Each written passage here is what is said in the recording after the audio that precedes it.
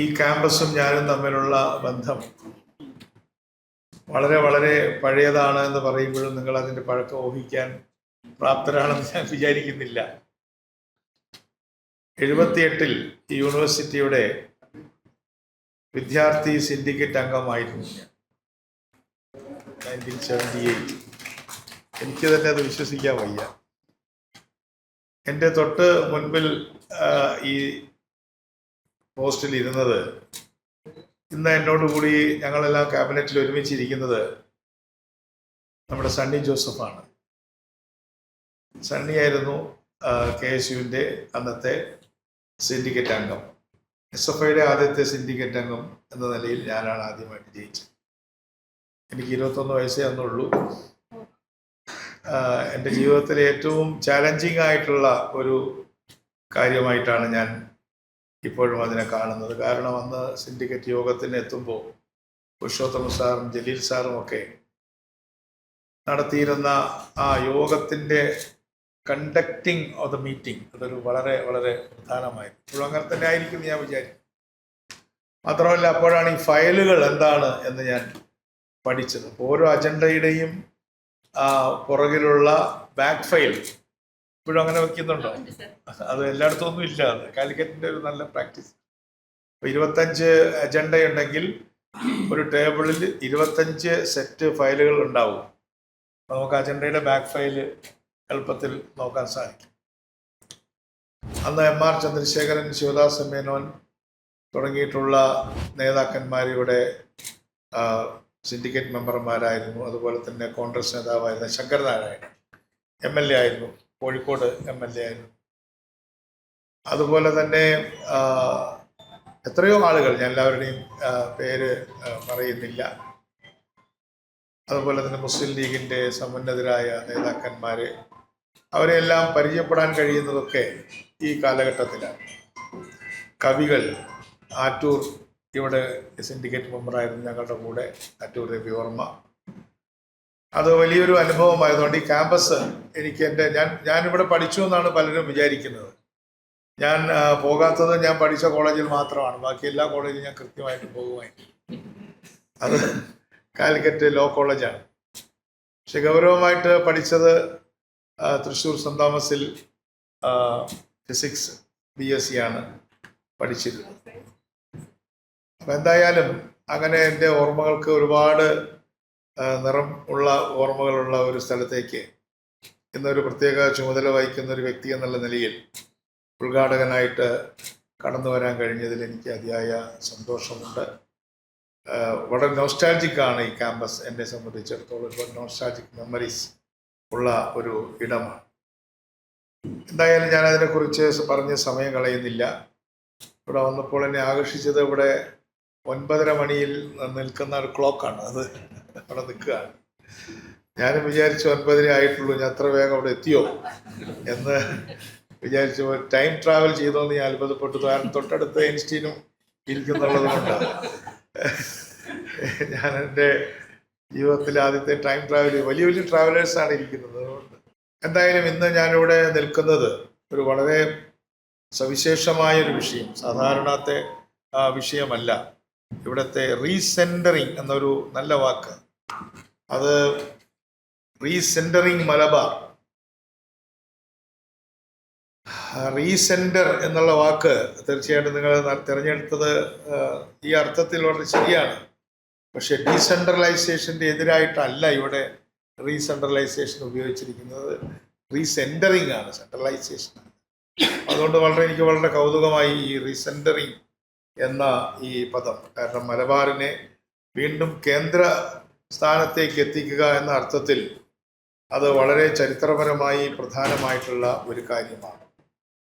ഇന്നത്തെ നിലവിലുള്ള സ്റ്റാറ്റിസ്റ്റിക്സ് എല്ലാം എൻ്റെ കയ്യിൽ നിങ്ങൾ ലഭ്യമാക്കിയിട്ടുണ്ട്. അതിനെക്കുറിച്ചൊന്നും ഞാൻ വളരെ ഗൗരവമായിട്ടുള്ള തരത്തിൽ വിശകലനം ചെയ്യാനൊന്നും ഈ സന്ദർഭം ഉപയോഗിക്കുന്നില്ല. പക്ഷേ നമ്മുടെ മലബാറിൻ്റെ പിന്നോക്കാവസ്ഥ എന്നത് ചരിത്രപരമായൊരു കാര്യമാണ് എന്ന് പൊതുവിൽ നമുക്ക് പറയാവുന്നതാണ്.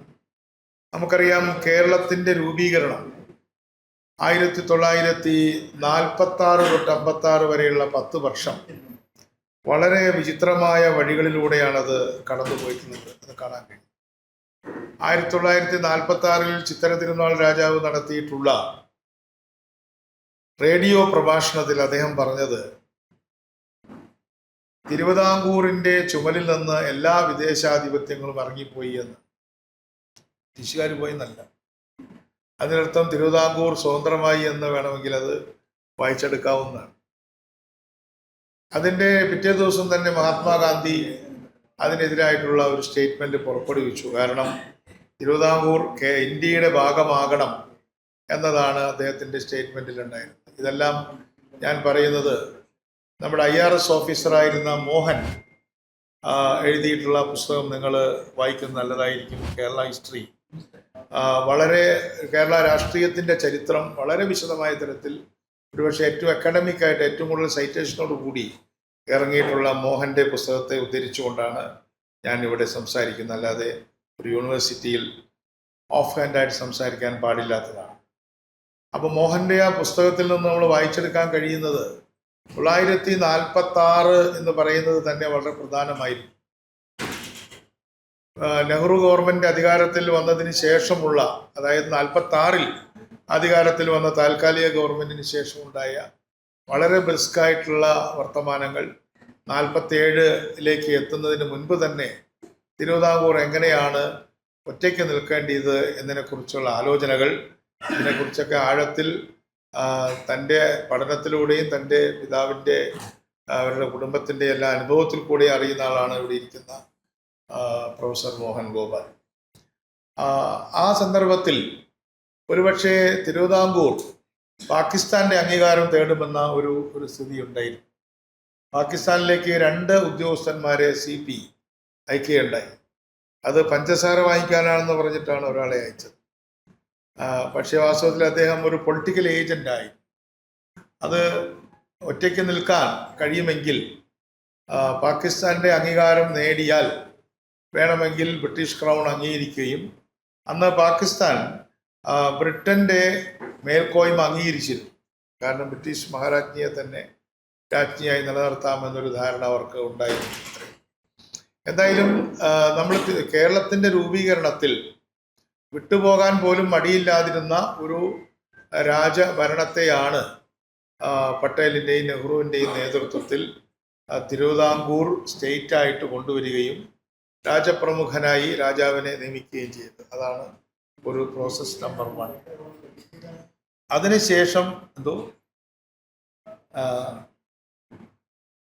വടകരയെ കണ്ട് കുറേ കാലമായി. എന്തായാലും രണ്ടാമത്തെ ഘട്ടം എന്ന് പറയുന്നത് തിരുക്കൊച്ചി സംയോജനമാണ്. ആ തിരുക്കൊച്ചി ഇപ്പോൾ ഇവിടെ ധാരാളം നിങ്ങൾ ഉപയോഗിക്കുന്നുണ്ടെങ്കിലും അതിൻ്റെ പേര് ഔദ്യോഗികമായ തിരുക്കൊച്ചി അല്ല. അതിൻ്റെ പേര് United States of Travancore and Cochin എന്നാണ് ഔദ്യോഗിക പേര്. അപ്പോൾ ആ കാലത്ത് ജോലി ചെയ്തിരുന്ന എൻ്റെ അമ്മയടക്കമുള്ളവരൊക്കെ ടീച്ചർമാരായിരുന്നു. അപ്പോൾ അവരാദ്യം കൊച്ചിയിലെ ജീവനക്കാരായിരുന്നു, പിന്നെ അവർ പെട്ടെന്ന് തിരുക്കൊച്ചി സ്റ്റേറ്റിൻ്റെ ജീവനക്കാരായി, അത് കഴിഞ്ഞിട്ട് കേരളത്തിൻ്റെ ജീവനക്കാരായി.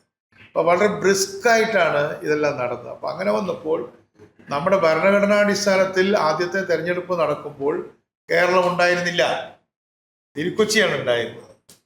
വളരെ നമുക്ക് ആർക്കും ഇപ്പോൾ ഓർമ്മയില്ലാത്ത പലർക്കും ഓർമ്മയില്ലാത്ത പല സ്റ്റേറ്റുകൾ. പെപ്സു എന്നൊരു സ്റ്റേറ്റ് ഉണ്ടായിരുന്നു അല്ലേ Mohan? Punjab and east Patiala states union എന്നാണ് അതിൻ്റെ പേര്.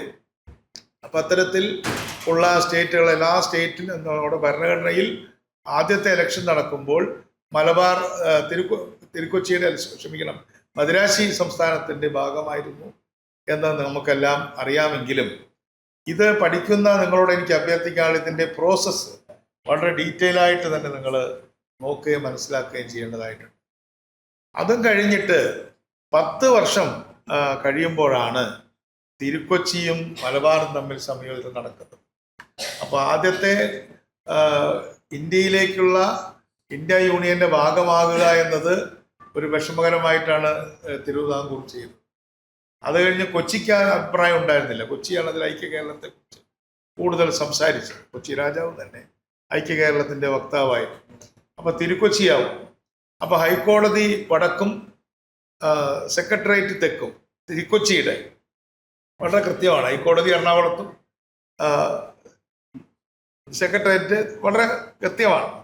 പക്ഷെ അതിൻ്റെ മുകളിൽ ജക്സ്റ്റപ്പോസ് ചെയ്യാണ് നമ്മുടെ മലബാറിനെ ചെയ്തത്. ആ 10 കൊല്ലത്തിനിടയിൽ സംഭവിച്ച കാര്യങ്ങളിലേക്ക് അക്കാദമിക്കായിട്ട് തിരിഞ്ഞു നോക്കുമ്പോൾ നമ്മൾ കാണുന്ന ഏറ്റവും പ്രധാനപ്പെട്ട കാര്യം 2 പഞ്ചവത്സര പദ്ധതികൾ നടന്നു എന്നുള്ളതാണ്.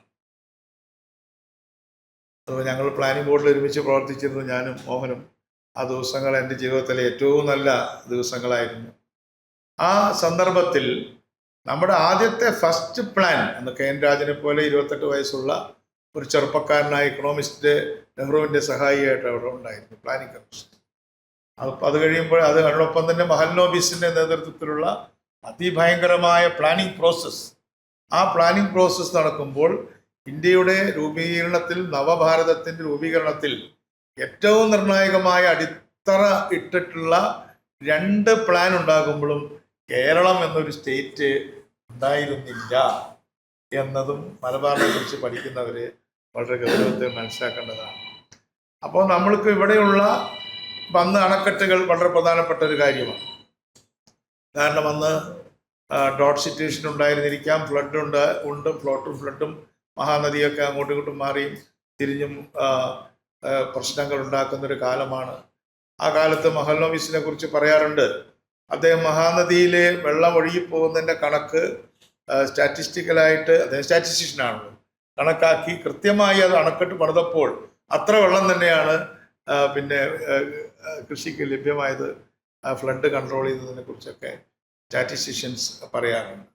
അപ്പം ഈ ഒരു ബസ് മിസ്സിങ് നടന്നത് എൻ്റെ അഭിപ്രായത്തിൽ ഈ 46-നും 56-നും അല്ലെങ്കിൽ 47-നും 56-നും ഇടയിലുള്ള അതിൻ്റെ എന്താ പറയുക ഗോൾഡൻ ഡെക്കേഡ്, നമ്മുടെ ആ ഗോൾഡൻ ഡെക്കേഡ് മലബാർ മദിരാശിയിലായിപ്പോയതാണ് ഒരു പ്രധാനപ്പെട്ട കാര്യമെന്ന് എനിക്ക് തോന്നിയിട്ടുണ്ട് പലപ്പോഴും.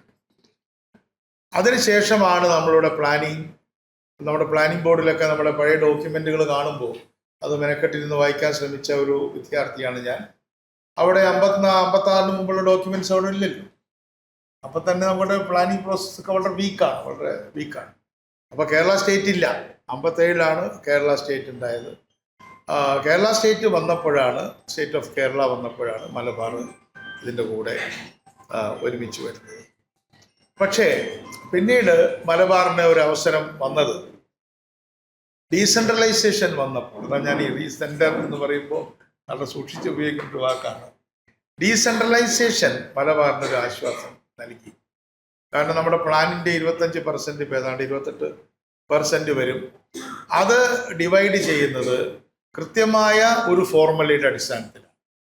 ആ ഫോർമുല ബേസ്ഡ് ഡിവിഷൻ വന്നതോടുകൂടി മലബാറിലെ പഞ്ചായത്ത് രാജിനെ സംബന്ധിച്ചിടത്തോളം അവരുടെ ഫണ്ടിൻ്റെ വിതരണത്തിൽ കൃത്യമായ ഫോർമുല അപ്ലൈ ചെയ്യപ്പെടുകയും എല്ലാ സ്ഥലത്തെയും ഒരേപോലുള്ള ഒരു ഡിവിഷൻ ഉണ്ടാവുകയും ചെയ്യും.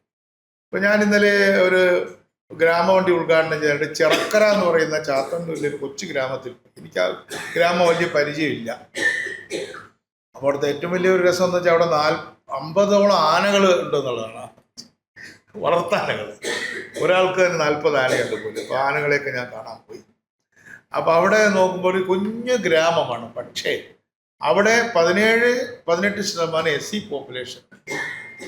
അതുകൊണ്ട് തന്നെ അവർക്ക് ജനറൽ ഫണ്ട് കൂടുതലാണ്. നമ്മുടെ ഫോർമുലയുടെ ഗുണം അതാണ്. SC പോപ്പുലേഷൻ എവിടെയാണോ കൂടുതൽ അവിടെ ജനറൽ ഫണ്ട് കൂടുതലാണ്, SC ഫണ്ട് എക്സ്ട്രാ ഉണ്ടായിരിക്കും. അങ്ങനെ വരുമ്പോൾ SC ST പോപ്പുലേഷനുള്ള പ്രദേശങ്ങളിൽ ഡീസെൻട്രലൈസ്ഡ് പ്ലാനിങ് വന്ന സമയത്ത് ഫോർമുല ബേസ്ഡ് ഫണ്ടിങ് കുറച്ചധികമായിട്ട് പോയത് ഒരു ഗുണകരമായ ഒരു കാര്യമാണ്. മലബാറിനെ സംബന്ധിച്ചിടത്തോളം വളരെ ഏരിയ ഒരു പ്രധാനമാണ്, പോപ്പുലേഷൻ പ്രധാനമാണ്. അപ്പോൾ ഇതൊക്കെ തന്നെ മലബാറിലെ പഞ്ചായത്തുകൾക്ക്, മുനിസിപ്പാലിറ്റികൾക്ക് മറ്റ് സ്ഥലങ്ങളിലെ പോലെ തന്നെയുള്ള ഫോർമുലയിൽ ഒരു പണം കിട്ടുന്നതിന് കഴിഞ്ഞ 30 വർഷമായി ഗുണം ചെയ്തിട്ടുണ്ട്. അതിനെ നമ്മുടെ അസംബ്ലിയുടെ ബജറ്റ് ഡോക്യുമെൻറ്റിൽ അപ്പൻഡിക്സ് 4 എന്നാണ് വിളിക്കുക. അത് പ്ലാനിംഗ് ബോർഡുകാരാണ് അതിരുന്ന് ചിത്രഗുപ്തന്മാരെ പോലെ ഇരുന്ന് എഴുതിക്കൊണ്ടിരിക്കുന്നത്. അപ്പോൾ അതുകൊണ്ട് നിങ്ങൾക്ക് ഈ പഠനം നടത്തുന്ന ആളുകൾക്ക് സഹായകരമായ തരത്തിൽ അപ്പൻഡിക്സ് 4 നിങ്ങളൊന്ന് അനലൈസ് ചെയ്യണം. അത് ലോകാവസാനം വരെ അങ്ങനെ നിൽക്കണം എന്നുള്ള അഭിപ്രായക്കാരനല്ല ഞാൻ. പക്ഷേ നിങ്ങൾ ഇതിനെക്കുറിച്ച് പഠിക്കുമ്പോൾ അപ്പൻഡിക്സ് 4 അനുസരിച്ച് ഒരേ പോപ്പുലേഷനുള്ള 2 പഞ്ചായത്തുകളിൽ എങ്ങനെയാണ് കിട്ടിയത്, അതിൽ എന്തൊക്കെയാണ് മാറ്റങ്ങൾ വന്നിട്ടുള്ളത് എന്ന് കാണാം. പക്ഷേ തീരപ്രദേശങ്ങളിലുള്ള പ്രദേശങ്ങളിൽ പഞ്ചായത്തുകളിൽ അവിടെ SC പോപ്പുലേഷൻ കുറവാണ്. അപ്പോൾ തീരപ്രദേശത്തുള്ളവർക്ക് കൂടി ഇപ്പോൾ നമ്മുടെ ഗവൺമെൻറ് PD സതീശൻ ഗവൺമെൻറ് വന്നതിന് ശേഷം ഞങ്ങളൊരു പുതിയ കാര്യം തീരുമാനിച്ചിട്ടുണ്ട്. അത് തീരുമാനിച്ചെന്താന്ന് പറഞ്ഞാൽ SC ST SCP TSP fund പോലെ റിസർവേഷൻ നമ്മുടെ അധികാരത്തിൽപ്പെട്ടതല്ല. അത് മോഹൻ ചിലപ്പോൾ ശ്രദ്ധിച്ചാണെന്ന് അറിയില്ല, തീരപ്രദേശത്തെ മത്സ്യത്തൊഴിലാളികൾക്ക് കൂടി ഒരു സബ് പ്ലാൻ എന്നുള്ള കോൺസെപ്റ്റ് കൊണ്ടുവന്നിരിക്കുക. അത് മലബാറിന് വളരെ ഗുണം ചെയ്യും. കാരണം അവിടെ SC പോപ്പുലേഷൻ ഈ തീരപ്രദേശത്തില്ല, വളരെ ലോ ആണ്. ഇപ്പൊ കായംകുളത്തിനടുത്തൊക്കെയുള്ള ചില തീരപ്രദേശങ്ങളിൽ SC പോപ്പുലേഷൻ നിയർ 0 ആണ്, ST പോപ്പുലേഷൻ തീരെയില്ല. അപ്പൊ ഈ ഫണ്ടിന്റെ ഗുണം അവർക്കത്ര ലഭ്യമാവുന്നില്ല. ഇവിടെ ധാരാളമായിട്ടുള്ള മത്സ്യത്തൊഴിലാളി മേഖലകൾ ഉണ്ട്. അപ്പൊ അവർക്ക് പഞ്ചായത്ത് രാജിന്റെ ഫണ്ട് കുറച്ചുകൂടെ നല്ലതായിട്ട് ലഭിക്കാനുള്ള ഒരു സാഹചര്യം ഉണ്ടാവും. അപ്പൊ അതുകൊണ്ട് ഡീസെൻട്രലൈസേഷൻ പ്രോസസ്സിൽ എങ്ങനെയാണ് മലബാർ മറ്റുള്ള പ്ലാനിങ്ങിനേക്കാൾ മെച്ചപ്പെട്ടത് എന്നുകൂടി അക്കാദമിക് ഇൻട്രസ്റ്റിലും ഇൻ പെർസ്പെക്റ്റീവ് പഠിക്കുന്നത് നല്ലതായിരിക്കുമെന്ന് ഞാൻ ഈ സെമിനാറിനോട് പറയാൻ ആഗ്രഹിക്കുകയാണ്. അതുപോലെ തന്നെ ഞാൻ എല്ലാ കാര്യങ്ങളിലേക്കൊന്നും കടക്കാൻ ആഗ്രഹിക്കുന്നില്ല. നമ്മളിപ്പോൾ റിട്രോസ്പെക്റ്റീവായിട്ട് ഉള്ള കാര്യങ്ങളെക്കുറിച്ച് എന്നെ പോലെ ഒരാൾ നിന്നിട്ട് രാഷ്ട്രീയ രംഗത്ത് പ്രവർത്തിക്കുന്ന ഒരാൾ നിന്നിട്ട് ഒരുപാട് പ്രസംഗിച്ചിട്ടൊന്നും വലിയ കാര്യമില്ല. ഇൻ പെർസ്പെക്റ്റീവ് നമുക്ക് എന്തൊക്കെ ചെയ്യാൻ കഴിയുമെന്നാണല്ലോ നമ്മൾ നോക്കേണ്ടത്. എന്തായാലും റിട്രോസ്പെക്റ്റീവായിട്ട് തീരെ പോകണ്ട എന്നുള്ളതല്ല. അപ്പം നമ്മൾ നിൽക്കുന്നത് കാലിക്കറ്റ് യൂണിവേഴ്സിറ്റിയിലാണ്. കാലിക്കറ്റ് യൂണിവേഴ്സിറ്റി എന്ന് പറയുന്നത് മലബാറിൻ്റെ പിന്നോക്കാവസ്ഥയെ മറികടക്കാനുള്ള ഏറ്റവും വലിയ ഒരു സ്റ്റെപ്പായിരുന്നു. അതിന് നേതൃത്വം കൊടുത്തത് അന്നത്തെ EMS മന്ത്രിസഭയിൽ അംഗമായിരുന്ന CH മുഹമ്മദ് കോയ ആയിരുന്നു. അദ്ദേഹത്തിൻ്റെ ഇടപെടൽ ആ മന്ത്രിസഭാംഗം എന്ന രീതിയിലും പിന്നീട് അച്യുതമേനോൻ ഗവൺമെന്റിലെ മന്ത്രിസഭാംഗം എന്ന രീതിയിലും പിന്നീട് K കരുണാകരൻ മന്ത്രിസഭാംഗം എന്നുള്ള നിലയിലും മുഖ്യമന്ത്രി എന്നുള്ള നിലയിലും CH മുഹമ്മദ് കോയ മലബാറിൻ്റെ വികസനത്തിനു വേണ്ടി ചെയ്തിട്ടുള്ള പ്രവർത്തനങ്ങൾ മലബാറിൻ്റെ ചരിത്രത്തിലെ തങ്കലിപികളിൽ എഴുതപ്പെടുമെന്ന കാര്യത്തിൽ യാതൊരു സംശയവുമില്ല. അദ്ദേഹം വളരെ വളരെ ചെറുപ്പത്തിൽ നിന്ന് പറയാം മരിച്ചുപോയി. പക്ഷേ അദ്ദേഹം ഒരു മെറ്റ്യോറിനെ പോലെ ഇവിടെ കടന്നു വരികയും ഈ യൂണിവേഴ്സിറ്റി ഉണ്ടാക്കുക, അതേപോലെ തന്നെ കൊച്ചി യൂണിവേഴ്സിറ്റി ഉണ്ടാക്കുമ്പോൾ അദ്ദേഹം തന്നെയായിരുന്നു വിദ്യാഭ്യാസ മന്ത്രി. കൊച്ചി യൂണിവേഴ്സിറ്റി ഉണ്ടാക്കിയതിനെ കുറിച്ച് ഞാൻ അദ്ദേഹത്തോട് പറയുമായിരുന്നു. ഇവിടെ ഞങ്ങൾ ഒരു പ്രതിപക്ഷ MLA ആണ് വൈസ് ചാൻസലറായിട്ട് വെച്ചത്, ജോസഫ് മുണ്ടശ്ശേരി. പ്രതിപക്ഷത്തിരിക്കുന്ന MLA ആണ് കൊച്ചി യൂണിവേഴ്സിറ്റിയുടെ വൈസ് ചാൻസലർ. അതും ടെക്നിക്കൽ യൂണിവേഴ്സിറ്റിയാണ്.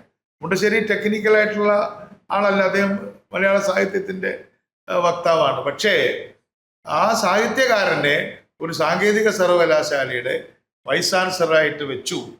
അതും EMS ഗവൺമെന്റിലെ വിദ്യാഭ്യാസ മന്ത്രിയായിരുന്ന ആളെ വെച്ചു എന്നുള്ളത് CHൻ്റെയും ഒപ്പം അച്യുതമേനോൻ്റെയും ഒരു വലിയ മനസ്സിൻ്റെ തുറവിയായിട്ടാണ് നമ്മൾ ഈ സന്ദർഭത്തിൽ കാണേണ്ടത്. ഞാൻ പഴയ കാര്യങ്ങളിലേക്ക് കൂടുതൽ കടന്നു പോകുന്നില്ല. അതുകൊണ്ട് ഫ്യൂച്ചറിൽ നമുക്ക് എന്തൊക്കെയാണ് ചെയ്യേണ്ടത്? ഇപ്പോൾ ഇവിടെ ഏറ്റവും മുഖത്തടിക്കുന്ന ഒരു പ്രശ്നം എന്ന് പറയുന്നത് HSSനുള്ള അല്ലെങ്കിൽ ഹയർ സെക്കൻഡറി സ്കൂളുകളുടെ പ്രശ്നം. ക്യാബിനറ്റിലും UDF മീറ്റിംഗ് കൂടുമ്പോഴായാലും എവിടെ നമുക്ക് പ്രധാനപ്പെട്ട തീരുമാനമെടുക്കുന്ന സ്ഥലങ്ങളിൽ വന്നാൽ ഇപ്പോഴത്തെ നമ്മുടെ വിദ്യാഭ്യാസ മന്ത്രി ബഹുമാന്യ ഷംസുദ്ദീൻ അദ്ദേഹമൊക്കെ എപ്പോഴും പറഞ്ഞുകൊണ്ടിരിക്കുന്ന ഒരു കാര്യമാണ്, ഇവിടെയുള്ള കുട്ടികൾക്ക് HSS അല്ലെങ്കിൽ ഹയർ സെക്കൻഡറി വിദ്യാഭ്യാസത്തിനുള്ള സൗകര്യമില്ല എന്നുള്ള കാര്യം. അത് എങ്ങനെയാണ് പരിഹരിക്കേണ്ടത് എന്നുള്ളത് ഞാനിപ്പോൾ ഒരു തീരുമാനം പറയാനുള്ള ഒരു വേദിയല്ല, അതിനെന്നെ ചുമതലപ്പെടുത്താത്തതുകൊണ്ട് ഞാൻ പറയുന്നില്ല. എങ്കിൽ പോലും ഇപ്പോൾ മലബാറിലുള്ള ഈ പാലക്കാട് മുതൽ കാസർഗോഡ് വരെയുള്ള ജില്ലകളിലെ HSSൻ്റെ ആ കുറവ് അല്ലെങ്കിൽ അതിൻ്റെ ഒരു ഡെഫിസിറ്റ് അത് ഒരു തരത്തിൽ അല്ലെങ്കിൽ മറ്റൊരു തരത്തിൽ പരിഹരിക്കപ്പെട്ടാൽ മാത്രമേ ഈ പ്രീ ഡിഗ്രി കഴിഞ്ഞിട്ട് കുട്ടികൾക്ക് പുതിയ വേദികളിലേക്ക് അല്ലെങ്കിൽ പ്ലസ് ടു കഴിഞ്ഞ കുട്ടികൾക്ക് പുതിയ വേദികളിലേക്ക് കടന്നു പോകാൻ കഴിയൂ എന്നുള്ളത് തന്നെ വലിയ ഗവേഷണത്തിൻ്റെ ഒന്നും ആവശ്യമില്ല. മൂന്നാമതായിട്ട് ഞാൻ പറയാൻ, അതുപോലെ തന്നെ ഇവിടെയുള്ള കോഴ്സുകളുടെ എണ്ണം തുടങ്ങിയ കാര്യങ്ങളൊക്കെ രസകരമായ താരതമ്യങ്ങൾക്ക് വിധേയമാക്കാവുന്നതാണ്. ഞാൻ നേരത്തെ പറഞ്ഞല്ലോ, 78-ൽ എൻ്റെ തെരഞ്ഞെടുപ്പ് പ്രചരണത്തിന് പ്രചരണം എന്ന് പറഞ്ഞാൽ ആകെ 125-130 വോട്ടേ ഉള്ളൂ. പക്ഷേ കേരളം മുഴുവൻ യാത്ര ചെയ്യണം. അങ്ങനെ യാത്ര ചെയ്യുള്ളപ്പോൾ എനിക്കൊരു 20-21 വയസ്സുള്ള കാലത്ത് എനിക്ക് സ്ട്രൈക്ക് ചെയ്ത 2 പട്ടണങ്ങൾ, ഒന്ന് തിരൂരും ഒന്ന് ചങ്ങനാശ്ശേരിയുമാണ്. അന്ന് തിരൂർ പോളിടെക്നിക്ക് മാത്രമേ ഉള്ളൂ, അതിനടുത്തൊന്നും വേറെ കോളേജുകളൊന്നുമില്ല. പക്ഷെ ചങ്ങനാശ്ശേരി, അദ്ദേഹം ചങ്ങനാശ്ശേരിക്കാരനാണ്.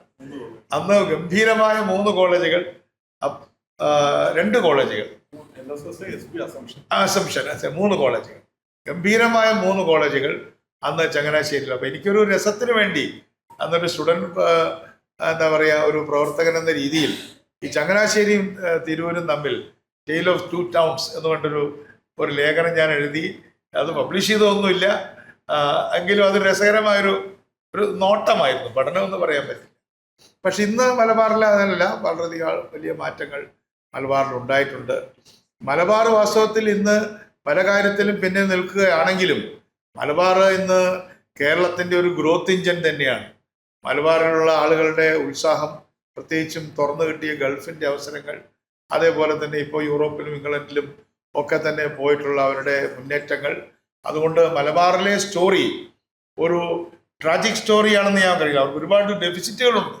പക്ഷേ ആ ഡെഫിസിറ്റുകളൊക്കെ വെച്ചുകൊണ്ട് മലബാറിലെ പഴയ യുവതലമുറ, 80കളിലെ യുവതലമുറ അല്ലെങ്കിൽ 70കളിലെ യുവതലമുറ, ഇപ്പോൾ സീനിയറായിട്ട് നിൽക്കുന്ന ആളുകൾ, പിന്നീട് വന്ന ആളുകൾ എല്ലാം തന്നെ മലബാറിലുള്ള ആളുകൾ കേരളത്തിന് വേണ്ടി നടത്തുന്ന സംഭാവനകൾ ഇന്ന് ഒട്ടും ചെറുതല്ല. മാത്രമല്ല NRI എന്ന രീതിയിൽ നമ്മൾ പരിശോധിക്കുമ്പോൾ നമ്മുടെ GDP-യിൽ അത് റിഫ്ലക്റ്റ് ചെയ്യില്ല. അങ്ങനൊരു പ്രശ്നമുണ്ട്. നമ്മുടെ NRE എന്ന് പറയുന്ന നോൺ റെസിഡന്റ് എൻട്രി എന്ന രീതിയിൽ നമ്മൾ ബാങ്കുകളിലേക്കൊക്കെ പോകുന്ന സമയത്ത് വളരെ സാധാരണക്കാരായ ആളുകൾ സൗദി ഈ മലപ്പുറത്തിൻ്റെ ഒരു റിഫ്ലക്ഷനാണ് സൗദി എന്ന്. അപ്പം അതുകൊണ്ട് വളരെ കഷ്ടപ്പെട്ടാണ് അവിടെ ജീവിക്കുന്നെങ്കിലും അവർ കഷ്ടപ്പെട്ട് മണലാരണ്യങ്ങളിൽ കിടന്ന് പണിയെടുത്തും കഷ്ടപ്പെട്ടും ചെറുകിട ജോലി ചെയ്തും ഒക്കെ കേരളത്തിലേക്ക് കൊണ്ടുവന്നിട്ടുള്ള ആയിരക്കണക്കിന് കോടി രൂപയാണ് ഇന്ന് മറ്റ് എല്ലാ പ്രദേശത്തുള്ളവരും ചെയ്തിട്ടുണ്ടെങ്കിലും ഇന്ന് കേരളത്തിൻ്റെ ഒരു ഗ്രോത്ത് എഞ്ചിനായിട്ട് നിൽക്കുന്നത്. ഒരു ഫിനാൻഷ്യലായി കേരളത്തെ ഏറ്റവും കൂടുതൽ സഹായിച്ചതും മലബാറാണ് എന്ന് നമുക്ക് കാണാൻ സാധിക്കും. എന്തായാലും ഇൻ ഫ്യൂച്ചർ, ഭാവിയിൽ നമുക്കത് പരിഹരിക്കേണ്ടതായിട്ടുണ്ട്. നമ്മുടെ മോഹനുള്ളപ്പോൾ എനിക്ക് പല കാര്യങ്ങളും ഇങ്ങനെ ഓർമ്മ വരികയാണ്. ഭരണഘടനാപരമായിട്ടുള്ള ചർച്ചകൾ നടക്കുമ്പോൾ മഹാരാഷ്ട്രയിലുണ്ടായ ഒരു സമാനമായ കാര്യം നിങ്ങൾക്ക് അക്കാഡമീഷ്യൻസ് ആയതുകൊണ്ട് പഠിക്കാൻ നല്ലതാണ്, അല്ലേ? വിദർഭ എങ്ങനെയാണ് മഹാരാഷ്ട്രയുടെ ഭാഗമായത്, നാഗ്പൂർ ഏരിയ എങ്ങനെയാണ് ആയത്, ഞാൻ മനസ്സിലാക്കിയിട്ടുള്ളത്, ഞാൻ നെക്സ്റ്റ് നമ്പറാണ് ചെയ്യുന്നത് കേട്ടോ, അതുകൊണ്ട് എന്തെങ്കിലും മിസ്റ്റേക്ക് പറ്റിയിട്ടുണ്ടെങ്കിൽ നിങ്ങൾ കറക്റ്റ് ചെയ്യണം. വിദർഭയുമായിട്ട് മഹാരാഷ്ട്ര എന്നുള്ള സ്റ്റേറ്റ് വരുമ്പോൾ, സ്റ്റേറ്റ് ഓഫ് ബോംബെ മാറിയിട്ട് മഹാരാഷ്ട്ര വരുന്ന സമയത്ത് വിദർഭയിലേക്ക് എത്ര പ്ലാൻ ഫണ്ട് പോകുന്നുണ്ട് എന്നത് മഹാരാഷ്ട്രയുടെ ധനമന്ത്രി ഗവർണറോട് പറയണം എന്നൊരു പ്രൊവിഷൻ. സ്പെഷ്യൽ പ്രൊവിഷൻസിനില്ലേ മോൻ? ഈ സ്പെഷ്യൽ പ്രൊവിഷൻ കാശ്മീരിന് വേണ്ടി മാത്രമാണ് പലരുടെയും തെറ്റിദ്ധാരണ. വാസ്തവത്തിൽ സ്പെഷ്യൽ പ്രൊവിഷൻ മഹാരാഷ്ട്രയിലുമുണ്ട്. ഗവർണർമാർക്ക് എല്ലായിടത്തും ഒരേ അധികാരമല്ല. ഉദാഹരണത്തിന് നാഗാലാൻഡിലെ ഗവർണർക്ക് ടെങ്സോങ് എന്ന് പറയുന്ന ഡിസ്ട്രിക്റ്റിൽ സ്പെഷ്യൽ പവറുണ്ട്. ടെങ്സോങ് എന്ന് പറയുന്നത് നാഗാലാൻഡിന് എത്ര ചെറുതാണ്, ടെങ്സോങ് അതിനേക്കാളും ചെറുതാണല്ലോ. ആ ടെങ്സോങ്ങിൽ നിന്ന് മന്ത്രിസഭയിൽ ഒരു അംഗം ഉണ്ടായിരിക്കേണ്ടതാണ്, റൈറ്റ് എന്ന് സ്പെഷ്യൽ പ്രൊവിഷൻ ഭരണഘടനയിലുണ്ട്. അത് മാത്രമല്ല, മുഖ്യമന്ത്രി രാജിവെച്ചാലും ഈ മന്ത്രി പുറത്തു പോകേണ്ടതായിട്ടില്ല. അങ്ങനെ വളരെ രസകരമായിട്ടുള്ള, അതാണ് നമ്മുടെ ഭരണഘടനയുടെ ബ്യൂട്ടി. ഞാൻ ഭരണഘടനാ വിദഗ്ധന്മാരോട് ഇരിക്കുമ്പോൾ എനിക്ക് പറയുന്നതിന് വിഷമമുണ്ടെങ്കിൽ പോലും ആ ഭരണഘടനയുടെ ബ്യൂട്ടി എന്ന് പറയുന്നത് എങ്ങനെയൊക്കെ ആളുകളെ കൂട്ടിച്ചേർത്ത് നിർത്താം, അല്ലാതെ എങ്ങനെയൊക്കെ ആളുകളെ ഇവിടുന്ന് ഓടിക്കാം എന്നുള്ളതല്ല. ഇപ്പോൾ ഉള്ള പല ഭരണാധികാരികളും എങ്ങനെ ഇന്ത്യക്കാരെ ഇവിടുന്ന് ഇവിടെ താമസിക്കുന്നവരെ പുറത്തേക്ക് ഓടിക്കാം എന്നാണ് അവർ ചിന്തിക്കുന്നത്. പക്ഷേ നമ്മുടെ ഭരണഘടനാ ശില്പികളും പിന്നീട് വന്ന നെഹ്റുവും ബാക്കി എല്ലാവരും ചിന്തിച്ചത് എങ്ങനെ ആളുകളെ ഇന്ത്യയിലേക്ക് കൊണ്ടുവന്ന് ഇവിടെ നിർത്താം, എങ്ങനെ ഇന്ത്യ എന്ന് പറയുന്ന മഹാത്ഭുതത്തിലേക്ക് ആളുകളെ കൊണ്ടുവരാം എന്നാണ് അവരൊക്കെ ചിന്തിച്ചത്. അങ്ങനെയാണല്ലോ JBS ഹാൽഡെയിനെ പോലുള്ള ശാസ്ത്രജ്ഞന്മാർ.